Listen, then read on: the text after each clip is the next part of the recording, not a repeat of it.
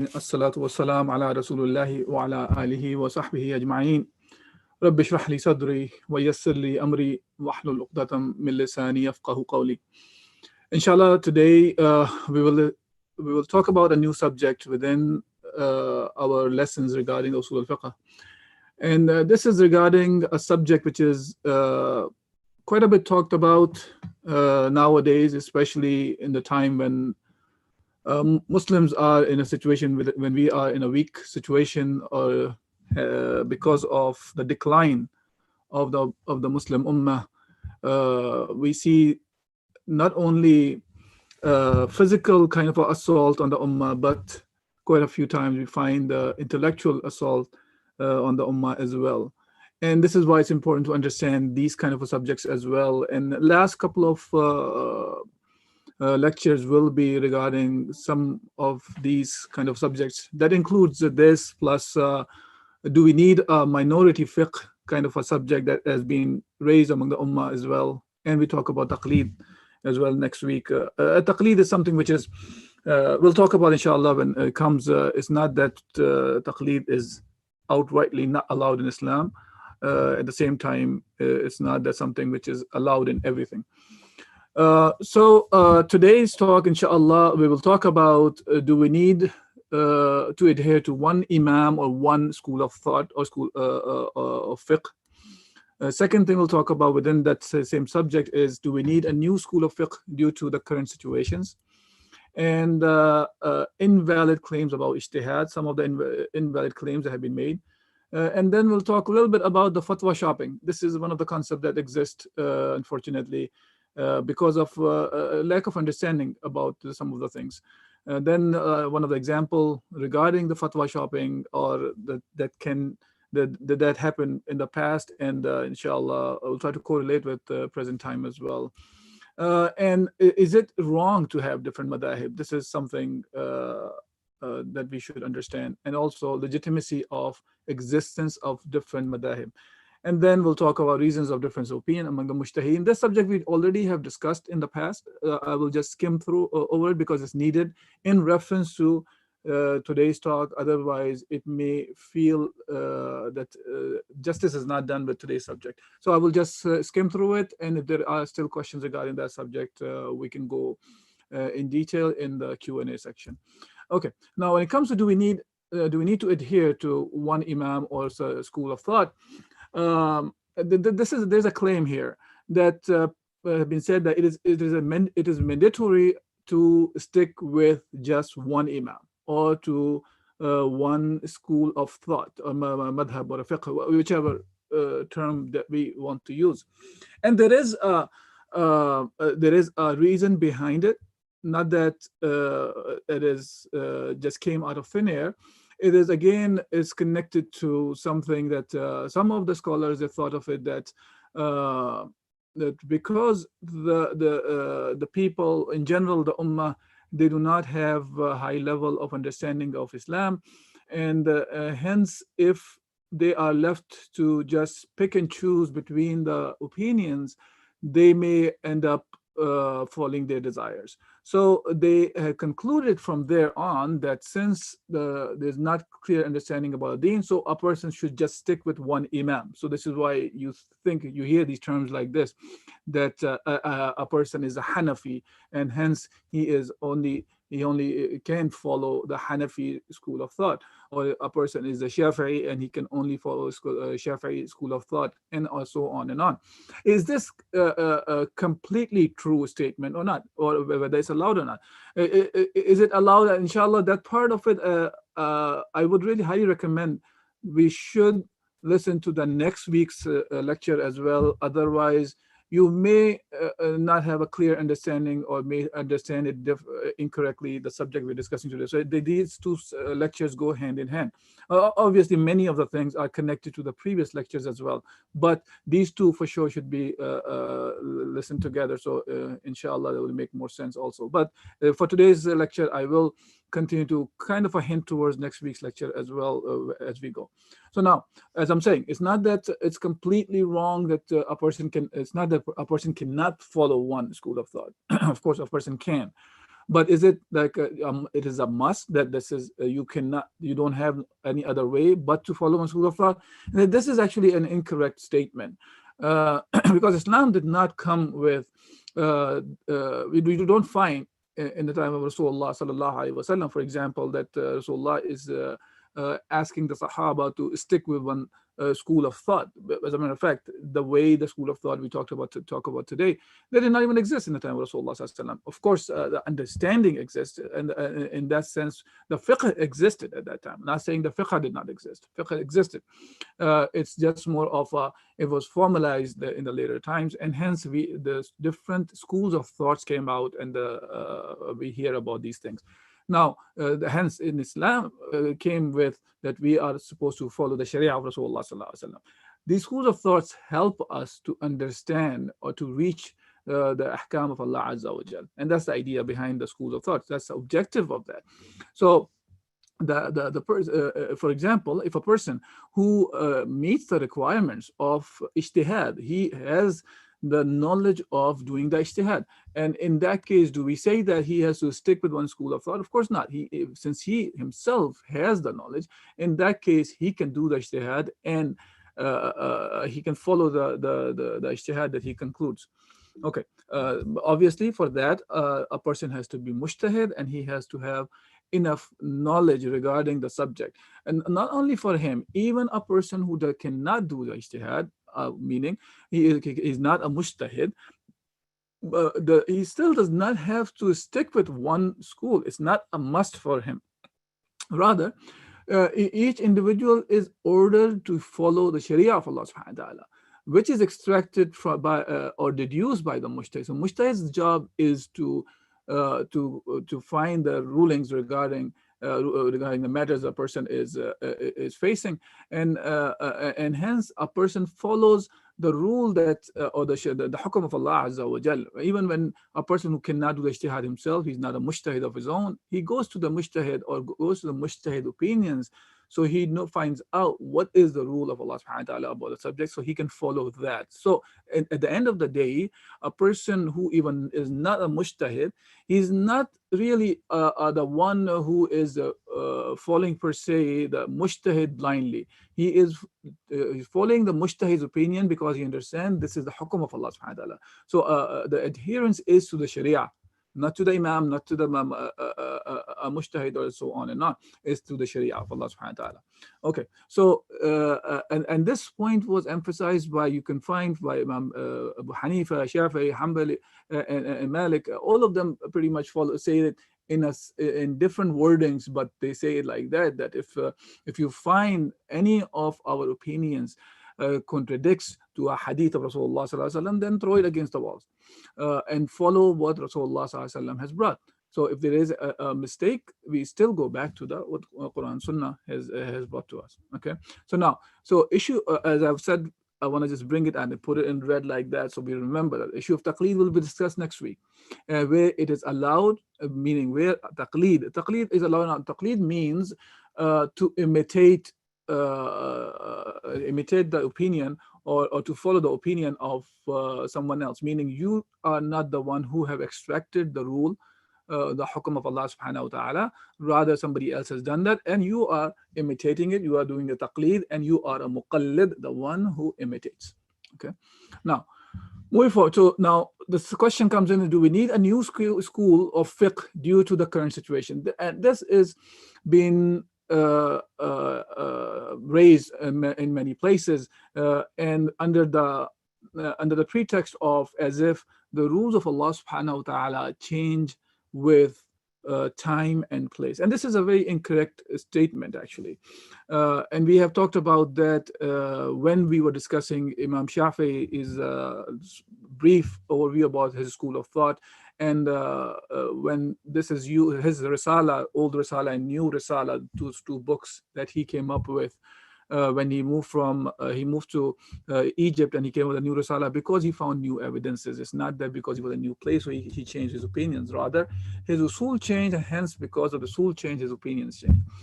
So, the point is that it's not the issue of time and place that changes the rule, the ahkam of Allah subhanahu wa ta'ala. Rather, it is based off the dalil, based on the evidences from the Quran and the Sunnah. Now, so the point is this: some claims that we need a new school of thought because of the current situation of the Muslim ummah, or what's happening. So this claim is actually is an incorrect claim, but we'll talk about that why. Now, so what in reality is needed is the application of Islam. So what is said is, it seems like there's a typo here from my end, but there's a claim that we need a new school of thought due to the current situation of the Muslim Ummah. Is unfounded. Is actually, there's a missing statement here, because what they say is because the new situations are rising up among the Ummah, there are new things are coming up, hence we need a new school of thought. It's not the school of thought is new school of thought is needed or new fiqh is needed. Rather, what is needed is the application of Islam in a comprehensive way, and not just to develop another school of thought. That's not the idea, or just keep developing school of thought as a new issue comes in. Rather, those schools of thoughts can give the solutions for the new issues come up. And this is true. This is a correct statement that for new issues, we need the solution from Islam. If the issue is completely new, that never existed in the past, or the reality we are in, that reality was not there. Hence, we need to know what Allah subhanahu wa ta'ala wants from us in new situations. So, like, for example, as we can see that somebody was talking about the bitcoins a couple of weeks ago. This is something did not exist in the time of Rasulullah. So we have to know what Islam says about that. Or, for example, I was reading a small booklet regarding the subject of cloning, human cloning. What does Islam say about that? The human cloning was not happening at the time of Rasulullah. Or even right now, we're using internet to talk to each other here through different applications. What does Islam say about that? These things did not exist at that time. So does Islam even have a say or not? And since we've been talking from the beginning of these sessions, we understand that Islam does have a say in every actions of ours. We have to have a hukum of Allah subhanahu wa ta'ala about any action we undertake. So now, going back to the subject about do we need a new school of fiqh or not? So there are two factors that we have to think about. What are those two new problems emerging daily in every era and every generation? This is not something new, though. Let's not just think of it, oh, we are in the 21st century, hence we have the problems that can never be solved. Well, think about 20th century, 19th century, 18th century, and keep going back and back and back until the time of Rasulullah sallallahu alaihi wasallam. And every century, every decade, every year, or it could be any time, a new issue can come up. And whenever those new issues came up, after the wahi was completed in the time of Rasulullah sallallahu alaihi wasallam, those the new rulings regarding those new issues were extracted from the Quran and Sunnah. We understand that this, when we say Quran and Sunnah, this is the communication from Allah Azza wa Jal, the creator of the heavens and the earth, the one who is independent of everything. That includes independent of time and place. So when he has given the message, that message is also valid, was not only valid in the time of Rasulullah sallallahu alaihi wasallam, it was valid after that until today, and it is valid until the day of judgment. And all we have to do is we have to go back and look for the answers in the message that was given to Rasulullah sallallahu alaihi wasallam. So this is true. New problem emerging daily, we need the solution for that. And the ummah is ordered to follow divine rule to solve any problem. These two factors have to be remembered. Okay, so now these two factors require that every generation of the Muslim ummah must have at least one mujtahid. Of course, one mujtahid is just the minimum we are discussing. We should be could we have many, and many could be in thousands and hundreds of thousands and millions even.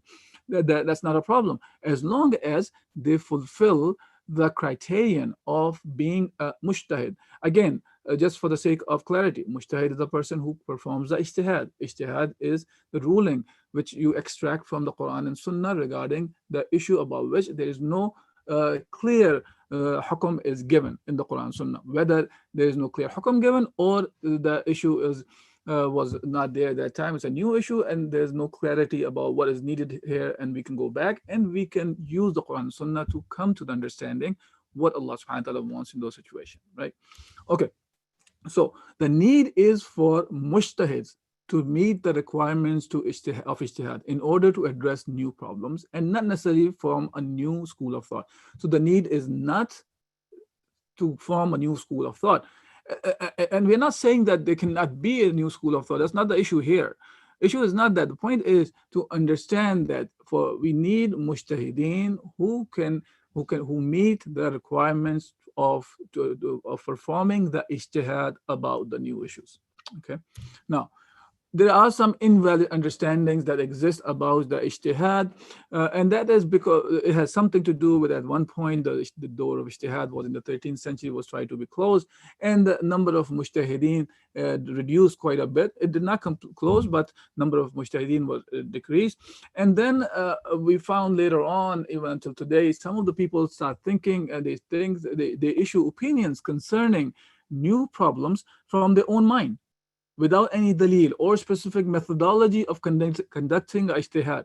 It is very important. We've been discussing that, all the things about the usul and the importance of the language, understanding the reality upon which the hukum should be applied. All those things come under the methodology of extracting the rule. And a person, whoever is going to do the ijtihad, he has to have all those tools. He has to understand all those methodologies to perform an ijtihad. Unfortunately, some people think, oh, we can come up with whatever benefits us becomes the rule of Allah subhanahu wa ta'ala, because Allah subhanahu wa ta'ala wants benefit for us. So hence anything that benefits us, that's from Islam.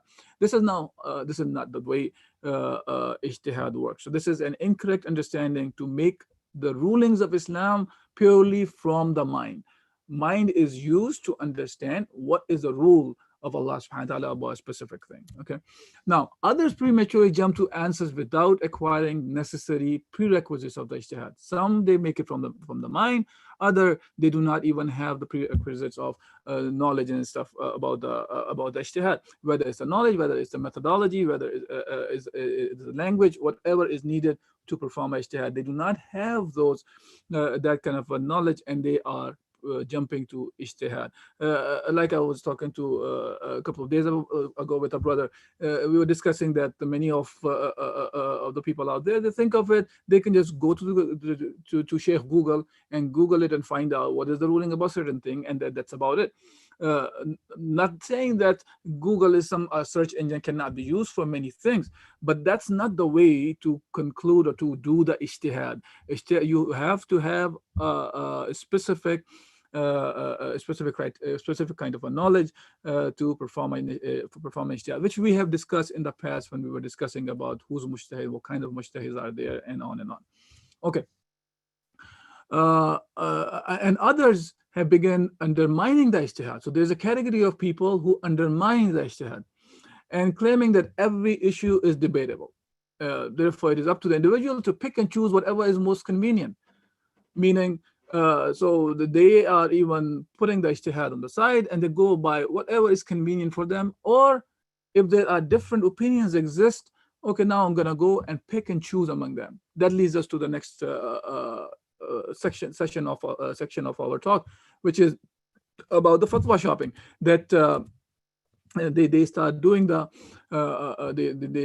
would go and ask around, for example, about an issue that they are facing from different people, and whichever opinion goes along with their desires, with their circumstances, meaning for best fits their benefit, then they choose that opinion.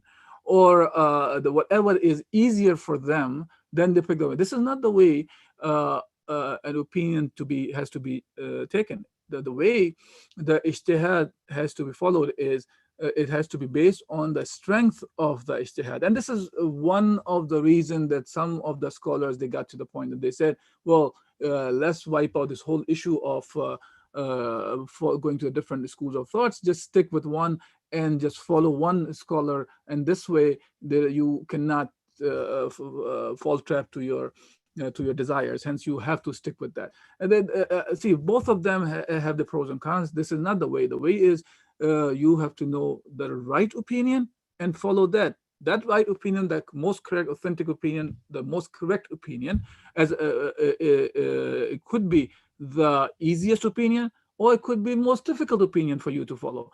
Either way, you follow it because this has the strongest dalil, strongest evidence on the subject. So that's about this is one aspect of it. And then these people went to each madhab. So how they went to go is they go to each madhab and separating the lawful opinions from the unlawful things to the madhab, and they took lawful verdicts and leaving unlawful until end up with the new madhab actually, where everything is lawful, nothing is unlawful for them. So and we find these kind of things that, for example, a person he wants to buy a house, and then he will look for a sheikh who can give him the permission to take the loan, conventional loan, or loans that are based on the riba, or the contracts which are invalid in Islam, and they would buy the house or buy the car or do the business, or they will find a fatwa that would say, to buy a first house on the riba or the usury is halal, or first business is halal, or it is very small percentage of the riba, hence it is halal. All those things they come up with, and then they look for just those kind of shuyukh, those kind of schools of thoughts that can just make their life easier. Look, our purpose is not to make the life easy or difficult. Our purpose of life is to gain the pleasure of Allah subhanahu wa ta'ala. And the pleasure of Allah azza wa jal can only be gained by following the commands of Allah subhanahu wa ta'ala. And when we follow the commands of Allah subhanahu wa ta'ala, we are not looking for who can make it easy for me. Rather, we're looking for what does Allah wants. Even when we go to a scholar to find an opinion about a subject, we want to know what does Allah wants in the subject, and then we follow that. Okay, so that's about the fatwa shopping. So fatwa shopping to find a fatwa that is according to one's desire is a major deviation from Islam.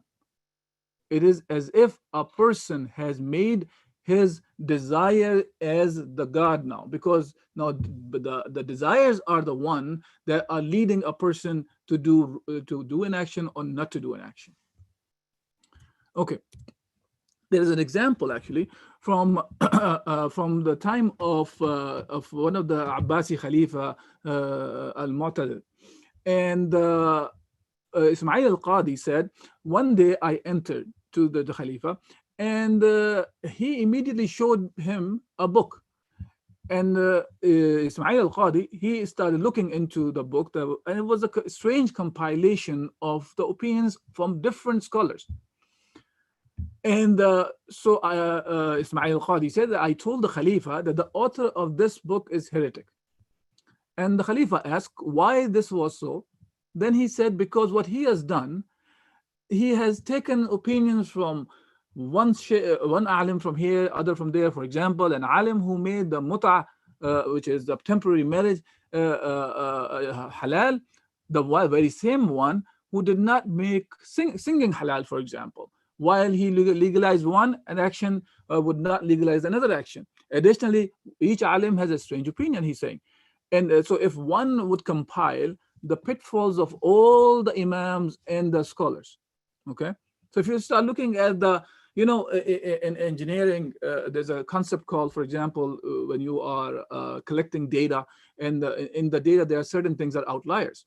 So those outliers normally means, in general, that these are the opinions, these are the data points, which are actually, there are errors in there, where there could be very low point or very high point, or could be spikes. In some cases, it could be true also, but in general, the outliers mean that these are extreme situations, or that those data points may not be valid for you to take. Now, similarly, if you take a person, going back to the graph thing I'm talking about, so those outliers normally can have errors, actually, mistakes in there, right? Same way, if you go back to an alim, go back to a scholar, his opinions, an alim can make a mistake. Remember that. Ulama are not ma'soom. They're not the one who cannot make mistakes. We were just discussing yesterday about Abu Bakr Siddiq radiallahu anh, when he was giving the speech and he was talking about the subject that the difference between him, who was the Khalifa to Rasul, and Rasulullah sallallahu alaihi wasallam was that Rasulullah was ma'soom, while Abu Bakr himself telling him about to the Sahaba that he can make mistakes, and he should be corrected if he makes a mistake. So we're talking about among the Sahaba, the best of the best. He's saying about that he can make mistakes. So now we're talking about the ulama, whether from the tabi'in, tabi'in, or even until today, ulama, or they are human beings, they can make mistakes. So now if somebody goes and just start picking all those strange opinions from different scholars and say, well, Fulan alim said this, hence it is okay. And you may find evidences used as well, but they can be incorrect evidences or incorrect understanding about the subject. And if you compile all of them, you can come up with a strange kind of a compilation. And that's what happened here. And hence, over here, then the Khalifa ordered that book should be burned. Okay, because that was a incorrect way of collecting information. Okay, now another question comes in is it wrong to have different madahib? Meaning, some people would say that, well, you know what, these different madahib is wrong. You have multiple madahib, and I can take it back to the first statement I started off with, because that can be taken this way as if I'm saying there should be one madhab. This is not what I was trying to say. And because Rasulullah did not come of say to follow people to follow the madhab, hence we should not have madhab. This is not what we're saying. This is not I'm saying here. So what they say is, because we have different madhab, so let's unify them all, come up with one madhab, first single madhab, completely free from any kind of sectarianism and firmly based on sound scholarship. This is how they say. Well, it sounds very good, actually, if you just look at the statement and forget about everything else that exists in Islam. Everything else exists in the Quran and Sunnah that can give you differences of opinion. Okay, so, and they say, this is how you will unify the ummah, and then you will have khilafah that will unite the whole ummah. This is an incorrect way of looking at the things, okay? Why is that? Because the presence of the many madahib was not in itself was an objective. Number one thing, this is not the purpose of the madahib. Objective is to understand the rules in order to execute them, okay? And the understanding of the text leads to different opinions, which leads to different madhabs. So it is a natural phenomena to have different madahib because of differences can occur. And we know that these different madahib or difference of opinion existed in the time of Rasulullah among the Sahaba as well. So the problem is not with having different madahib. Rather, it is natural to have different madahib, and it is allowed in Islam. Okay.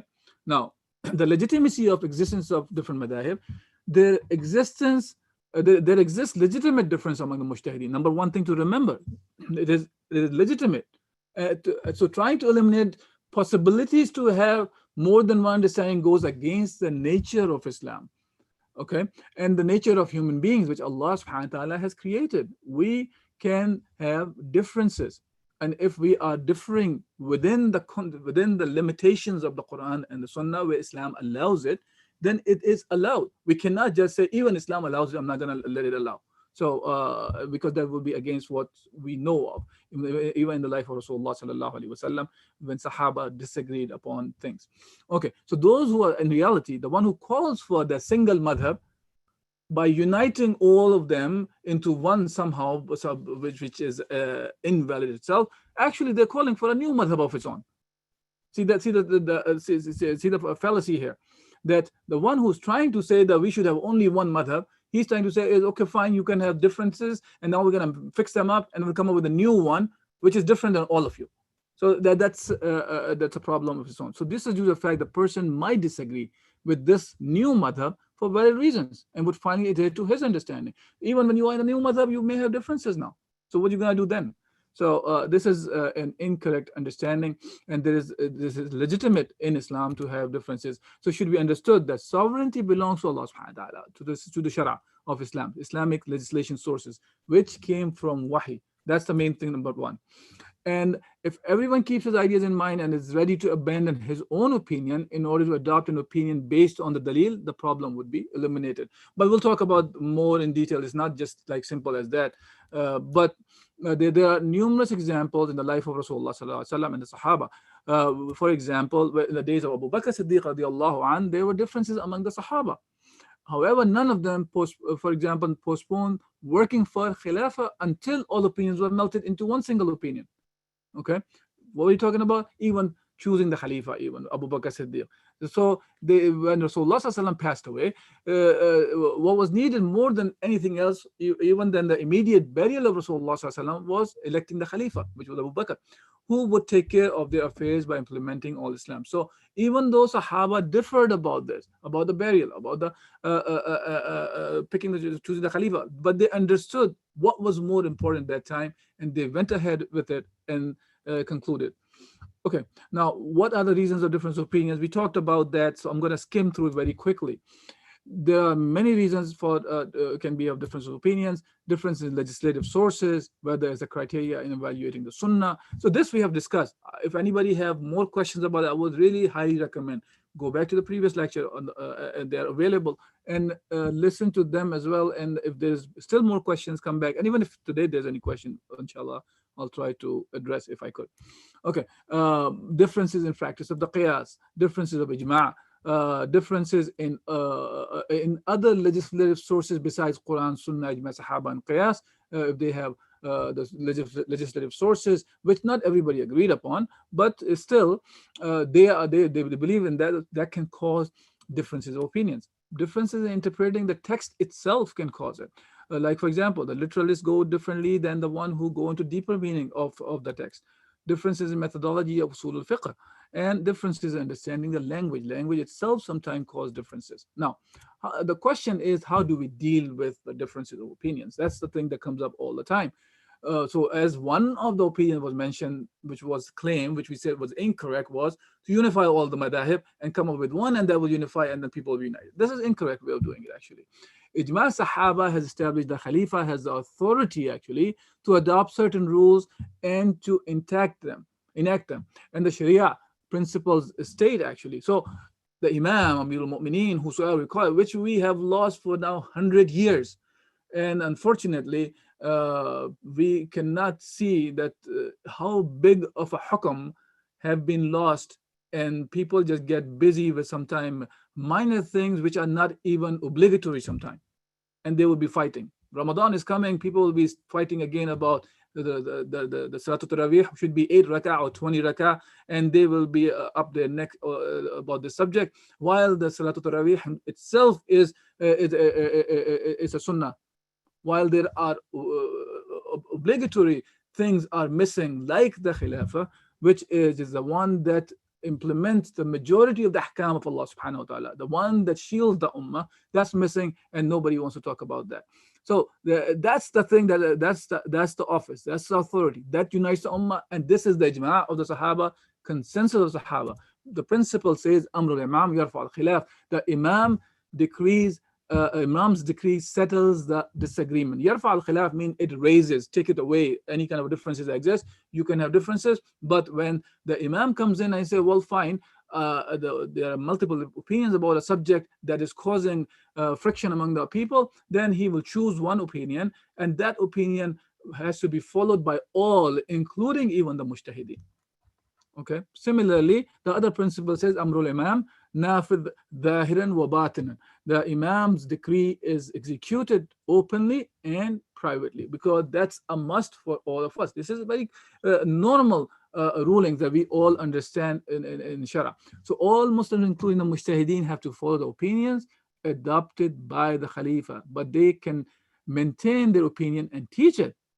But the obedience is the must here, and they have to adopt that opinion of the Khalifa, and now you will be unified for those specific opinions. Again, Khalifa does not adopt all the opinions, but this is the ones that are causing some sort of a problem among the ummah. Then here he has the authority to do that. Okay.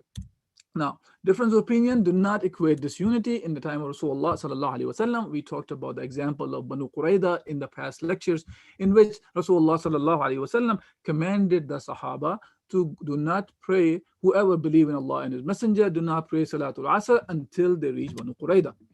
And Sahaba who were on the way to Banu Qurayda and the time of Asr was expiring, some Sahaba, they said, we have to pray. The others said, no, you cannot. Rasulullah said, do not pray until you reach Banu Qurayda. So the ones, they said, want to pray now, they said, we did not understand that way. Because they understood that way, that reach Banu Qurayda before the time of Salatul Asr is there. So hence they prayed there. But the other ones who took it literally, that do not pray Asr until you reach Banu Qurayza, they delayed it and they prayed late, and they went back to Rasulullah sallallahu alaihi wasallam and mentioned what happened. And Rasulullah sallallahu alaihi wasallam did not rebuke any of them. Okay, so from the life of Rasulullah, we can see there were differences, and Rasulullah allowed that. And there was a kind of one command of Rasulullah that resulted into two different opinions. So, and heard by both of them, but it could have been taken differently. Hence, Rasulullah allowed it. And we know that it is Rasulullah also mentioned about when somebody makes an ijtihad, a mujtahid makes an ijtihad, or hakim makes an ijtihad, and he makes a mistake, he still gets one hasana, one ajr, while the one who gets the correct opinion, he gets two ajr for that. So it is allowed to have differences of opinion in Islam. That does not cause disunity. It's actually allowed. Now, the unity can be done by having authority that can bring the opinions together. Okay. Then last thing is how to achieve unity with difference of opinions. So I already hinted. The way is to achieve Islamic unity is not by suppressing difference of opinion. That's another idea, is suppress opinion or suppress schools of thought, but or to abandon the madahib. Rather, it is achieved by Muslims living under the ideological leadership of Islam, where Khalifa makes the decisions of which opinion to adopt in key issues, and they have to be followed. This is the way that are supposed to be taken care of. So today's subject, inshallah, this is all I wanted to cover. In the coming sessions, we'll have the issue of taqleed, the issue of wahi, role of aql, and does the sharia apply on non-Muslims? Was Rasulullah himself was a mujtahid or not? Can fiqh be changed? And the need of a minority fiqh. So these are some of the subjects, inshallah, that will be discussed in the coming lectures. In today's talk, I'll stop here. If there is any question or comment, inshallah, I will try to address if